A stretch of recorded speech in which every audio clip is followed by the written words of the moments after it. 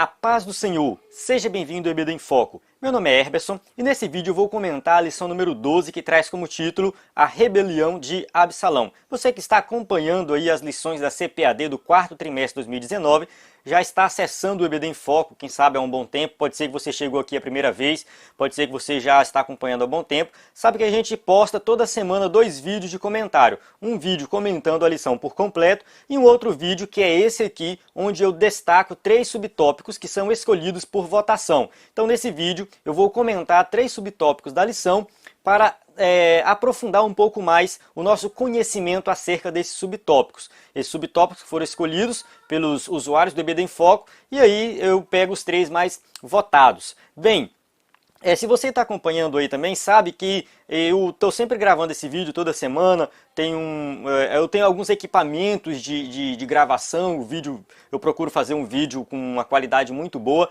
mas agora eu estou viajando, estou na casa dos meus pais e eu não tenho aqui os equipamentos necessários para fazer um vídeo com tanta qualidade. Então, se o vídeo não tiver com a mesma qualidade dos anteriores, não se preocupe. Só a questão do cenário, da iluminação, mas eu procuro trazer pelo menos um áudio de qualidade e um conteúdo de qualidade que eu acredito que seja o mais importante, né? Então, eu vou aqui destacar esses subtópicos. Você que está acompanhando aí, quer assistir a aula que eu já gravei completo, só clicar no link na descrição do vídeo, você vai ser redirecionado para a aula com comentário completo, onde eu uso o slide, né, e outros recursos didáticos. Aqui é mais assim, direto mesmo, eu falando e explicando a lição de uma forma mais, pode-se dizer assim, mais profunda, porque eu pego somente 3 subtópicos e vou explicar eles. E os subtópicos escolhidos aqui nessa lição foram o seguinte, foi 1.2, que fala assim, em que consistia a causa da revolta de Absalão, é uma pergunta, né? O Absalão político, que é o 2.2, e o 3.1, coração de pai. Então esses 3 subtópicos foram subtópicos mais votados. E aqui a gente vai, pelo menos eu vou procurar trazer aqui uma aplicação, uma explicação mais profunda e uma aplicação desse texto para você que é professor da EBD e quer ministrar uma aula de excelência. Então vamos lá. O tópico 1.2, que fala assim, em que consistia a causa da revolta de Absalão? O escritor da revista vai trazer aqui uma explicação sobre o motivo de Absalão ter agido daquela forma, ter tomado o trono de Davi, enfim. E aqui fica bem claro que está relacionado às questões do pecado de Davi.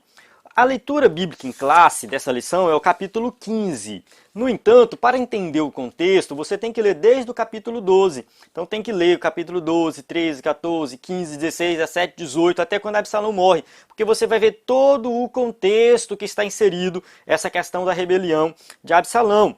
Então, assim, o escritor da revista começa assim, podemos asseverar que Davi é o grande responsável pelo desastre que aconteceu no seio da sua família devido às suas faltas. Então aqui entra a questão das consequências do pecado de Davi. Então, o que muita gente vai questionar aqui? Talvez essa seja a dúvida de muitos. Como é que Deus vai punir outras pessoas por causa do pecado de um único homem? Então assim, Davi pecou, ele errou, e aí a gente observa que tem várias pessoas envolvidas nas consequências.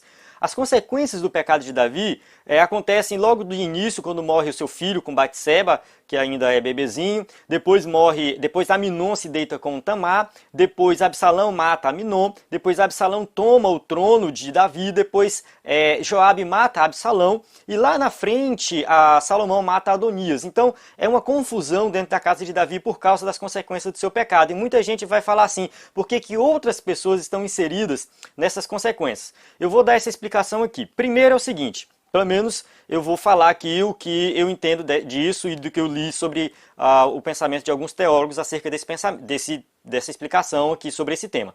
É que assim, primeiro, o pecado, primeira coisa, quando você peca, o pecado ele não envolve só você, envolve outras pessoas. Então muitas pessoas saem prejudicadas por causa do seu pecado. Então tem gente que pensa assim, o meu pecado é só meu. Não, mas principalmente quando a gente está inserido no contexto da igreja, somos o corpo de Cristo, então está todo mundo com uma função, outras pessoas são prejudicadas. Segundo, é que o pecado em si, ele traz as consequências juntamente com ele.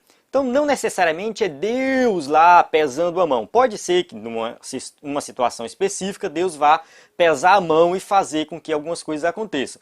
No entanto, o pecado em si, ele traz consequências. As atitudes de Davi, por exemplo, deixaram marcas na sua família, deixaram mau exemplo, deixaram consequências com relação ao seu reinado, a confiança das pessoas nele. Os filhos de Davi viram que muitas vezes Davi deixava pessoas erradas impunes. Por exemplo, Joabe mata Abiné e Davi não pune Joabe por causa disso. Depois Davi, ele comete um assassinato e um adultério. A gente sabe que Deus perdoou Davi, já falamos isso em aulas anteriores, e aí Davi, de certa forma, ele não é punido de acordo com a lei, porque de acordo com a lei ele deveria morrer, né? Então, os filhos de Davi veem essas situações, essas circunstâncias, e começam a achar e pensar que eles também podem agir de qualquer forma e sair impunes. E de fato isso acontece quando Aminon se deita com Tamar, sua irmã. Davi não pune Aminon. Olha só o erro de Davi em não punir Aminon por ter cometido um estupro. Depois vai lá Absalão e mata Aminon e Absalão não é punido por isso. Então a gente observa que no contexto da família de Davi tem um certo conceito de que você pode fazer qualquer coisa e sair impune. Talvez isso está relacionado à maneira que Davi criou eles e também os pecados de Davi. Talvez o fato dele ter pecado fez com que ele ficasse meio receoso de querer punir. E, enfim, eu não sei a explicação exata por que Davi não pune os seus filhos por causa dos seus erros. No entanto, isso vai fazer com que eles possam querer fazer qualquer coisa sem arcar com as consequências. Achar que não tem consequência. Mas na verdade tem. Por mais que a justiça humana não vá ser executada, a justiça divina vai ser executada, porque todos pagam pelo que fizeram. Então a gente observa que as consequências vieram, por dois motivos, porque as pessoas que estão envolvidas também vão sofrer as consequências e também porque o pecado em si vai trazendo consequências. O fato dele cometer um adultério, um assassinato, enfim, vai trazer juntamente com o adultério e o assassinato vão trazer outras coisas junto ali no pecado. Então, a questão do pecado, da consequência do pecado é isso. Se você comete uma mentira, essa mentira pode resultar em algo muito pior lá na frente. Deus pode pesar a mão? Sim, Deus pode pesar a mão. Mas a mentira em si, ela pode trazer essas consequências. É isso que acontece. Então, devido a esse erro de Davi, o que acontece? O reinado vai sendo enfraquecido, parece que Davi não está reinando mais do mesmo jeito, parece que não está atendendo o povo como deveria. Isso a gente já vai passar para o outro tópico, né? E aí, quando Absalão retorna ali, o que a gente observa é que Absalão olha as falhas e começa a agir com segundas intenções, de fato. E aí a gente entra no tópico 2.2, o Absalão político. Porque quando Absalão retorna do seu exílio, Absalão, depois que mata Aminon, vai embora, fica 3 anos fora, depois retorna do exílio. Quando ele retorna do exílio, dá a entender que ele já tinha intenções de tomar o reinado de Davi. Primeiro porque o avô de Absalão, Talmai, que era rei de Gesur, Davi casou-se com uma mulher que era filha de um rei de outra região, talvez para fazer alguma aliança. Nesse casamento nasceu Absalão, e aí Absalão, quando sai de perto de Davi, ele vai morar com o avô, que também é rei. E aí Absalão pode ter aprendido muita coisa ruim lá. Quando ele volta, ele já volta ganancioso pelo poder. Ele já volta querendo tomar o poder, assumir o reinado, e aí ele já começa a tramar. Isso já é observado nos capítulos anteriores, quando ele dá um jeito de falar com Davi. Davi não quer falar com Absalão, fica um tempo sem falar com ele, 2 anos, e aí depois ele dá um jeito lá com Joabe para falar com Davi, se apresenta para o rei. E o texto bíblico, vou pegar aqui a Bíblia, o texto bíblico diz o seguinte, que Absalão, algum tempo depois, Absalão adquiriu uma carruagem, cavalos e uma escolta de 50 homens. O escritor da revista diz que Davi deu isso para Absalão. Mas o texto bíblico não diz que Davi deu, diz que ele adquiriu. Como que ele adquiriu? Pode ser que Davi deu, mas pode ser também que ele conseguiu com seu avô. Não sabemos como que ele conseguiu esse carro e esses 50 homens que iam adiante dele. Mas isso já fazia parte do seu plano. E aqui a gente destaca a questão as atitudes de Absalão, logo no começo do capítulo 15. É bom você dar uma lida e relida no começo do capítulo 15, que você vai observar as atitudes de Absalão para conquistar o coração do povo. Aqui Absalão, ele primeiro tem essa demonstração de espírito de grandeza. O escritor da revista até destaca aqui que os reis daquela época tinham no máximo 3 pessoas que iam adiante deles, né, 3 ou 4 homens, enfim, não era 50, como no caso de Absalão. Então ele queria demonstrar que era grande, ele queria aparecer mais do que o rei. Olha só, vai guardando isso aí, ele queria aparecer mais do que o rei.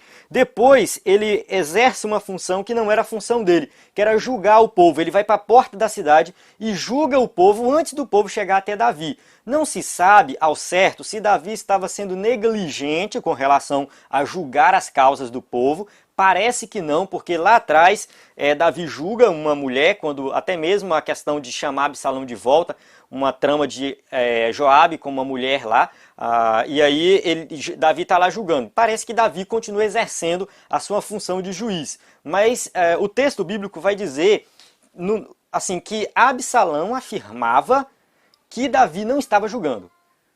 O narrador não vai dizer que isso é verdade, pode ser que Absalão estava mentindo. No entanto, se por acaso Davi não estivesse julgando, ele estava errando. E mesmo que Davi estivesse julgando o povo, mas estava permitindo Absalão fazer isso, Davi também estava errando. Então Davi errou nessa falha, nessa causa aqui, nessa questão dele não estar à frente da questão de julgar o povo. Então Absalão pegava o povo, julgava e falava assim, olha, o rei está falhando com isso, o rei não tem pessoas responsáveis por isso. Então outra coisa que ele fez. E aí depois, continuando, tinha a falsa bajulação, uma falsa humildade.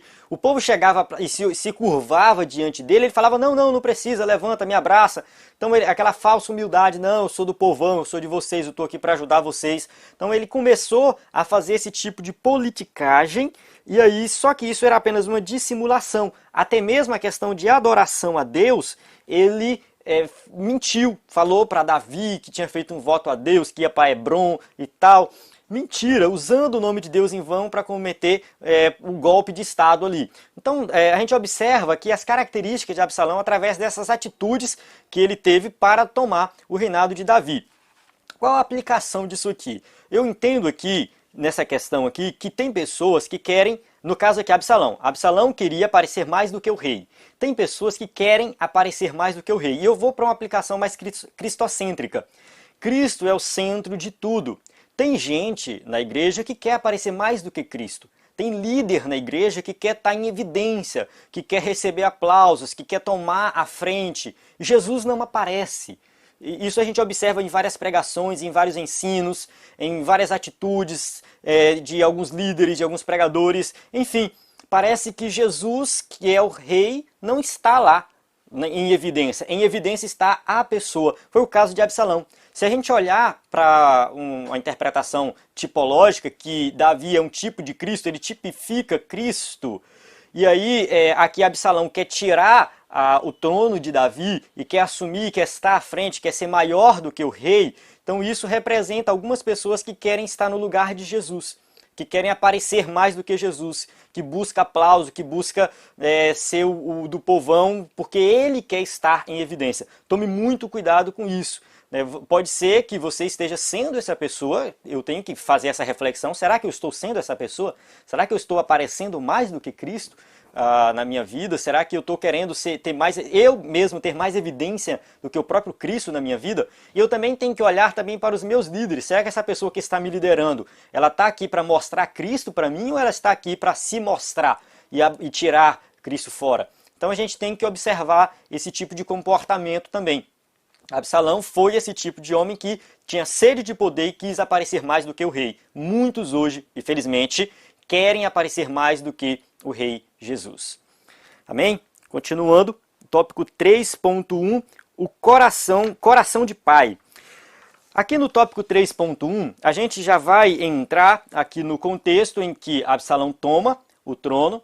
Davi, quando fica sabendo que Absalão se autoproclamou rei, Davi foge de Jerusalém com medo até mesmo de ter uma grande guerra, morrer pessoas inocentes. Então ele sai de Jerusalém para preservar o povo.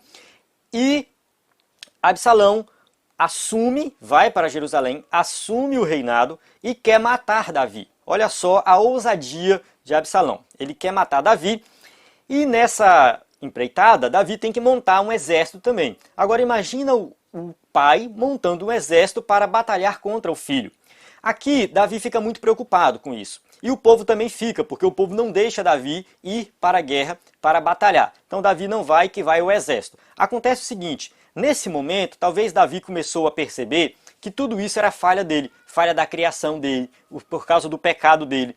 Então ele começa a se sentir culpado por tudo aquilo que acontece. O próprio Davi dá a entender que ele se sente culpado. Por isso que ele não quer que mata Absalão. Ele não quer que Absalão morra. Ele dá instruções para os líderes do exército, no caso que Joabe e Itai, e fala assim, ó, vocês vão lá, guerreia, mas não mate o menino, não mate o garoto. É essa a palavra que ele usa a palavra menino, garoto, nesse sentido. Apesar dele já ser velho, velho assim, eu acredito, o texto bíblico não diz, mas ele já tinha mais de 30 anos, em torno de 40 anos. Então, aqui, Davi vai dar essa instrução. E quando Absalão morre lá na frente, Davi entra em desespero, era melhor eu ter morrido no lugar dele e tal. Porque eu acredito, o texto bíblico não diz isso, mas pela atitude de Davi, não somente eu, mas alguns teólogos interpretam dessa forma, que Davi está se sentindo culpado pelo que aconteceu, pelas suas atitudes, pelos seus pecados, pelo fato dele não ter criado os filhos da maneira correta. Então ele se sente assim meio que culpado, meu filho morreu por minha causa. Então era melhor eu ter morrido no lugar dele. Mas nesse sentido, só que depois Joabe chama a atenção dele e fala, olha Davi, toma cuidado com o que tu fala, com o que tu diz, porque pessoas que são leais a ti estão aqui, do teu lado. E aquele que não foi leal, tu está se desesperando por ele. Então Davi cai em si depois, se retoma suas forças e vai continuar na liderança do povo, volta a ser o rei e, enfim, continuou o seu reinado. Mas realmente foi um negócio muito complicado, difícil para Davi, talvez demorou ele se recuperar disso. Por quê? Porque o pai ama o filho. Então o pai ele vai amar o filho independente da circunstância. O filho pode não prestar, pode ser ladrão, pode ser o que for, mas o amor de pai e mãe não vai deixar de existir. Então isso aqui também representa o amor de Deus para conosco. Davi aqui sendo um pai que ama um filho rebelde, e Deus, que é o pai que ama nós que somos rebeldes, que somos pecadores, que somos falhos. Não faz sentido isso também? Então Deus ele ama nós mesmo nós sendo falhos, pecadores. Ele nos amou, ele morreu por nós, entregou sua vida por nós, deu uma demonstração máxima de amor, mesmo nós sendo pecadores. Isso fica muito evidente nas Escrituras. Então Deus ele nos ama de todo jeito. Assim como Davi amava o seu filho rebelde, Deus também ama nós que somos filhos rebeldes. Amém? Antes de encerrar, eu quero só fazer uma observação que algumas pessoas questionaram o versículo 7 do capítulo 15, que algumas bíblias dizem 40 anos, outras bíblias dizem 4 anos. Eu dei uma pesquisada, alguns escritores falaram assim, que o texto no hebraico realmente tem 40, mas na tradução da Septuaginta, que foi a tradução para o grego, e outras versões, a versão siríaca, enfim, outras versões do Antigo Testamento, fala 4. E pelo contexto, acredita-se que foi 4 anos mesmo, não 40 anos. Não fazia muito sentido Absalão voltar do exílio, passar 40 anos para tomar o reinado de Davi. Isso já seria algo bem complicado, porque Davi reinou 40 anos, então não ia encaixar isso aí. Então foi algum erro de copista, na hora de copiar, fazer uma cópia, aí errou. Porque o que nós temos hoje são cópias, não são os originais. Os originais da Bíblia se perderam. Então nós temos cópias e no momento da cópia alguém acrescentou um IN, que coloca 40, faz sair do singular e ir para o plural, mais ou menos nesse sentido no hebraico. Enfim, não vou entrar em detalhes do hebraico aqui, mas tem um acréscimozinho, IM, se não me engano, M de macaco, IM, no final, que faz com que apareça 40 e não 4. Mas o correto é 4 mesmo, são 4 anos, então esse é o correto. Só essa observação, algumas pessoas ficaram na dúvida, certo? Então eu vou encerrar aqui essa aula, eu espero que você tenha gostado, qualquer coisa é só entrar em contato, deixar sua participação nos comentários, acesse o site do EBD em Foco, ebdenfoco.com, que você vai encontrar muitos subsídios para você acessar e baixar, imprimir, usar slides em PowerPoint, enfim, tem um conteúdo completo para você lá. A paz do Senhor, até a próxima aula.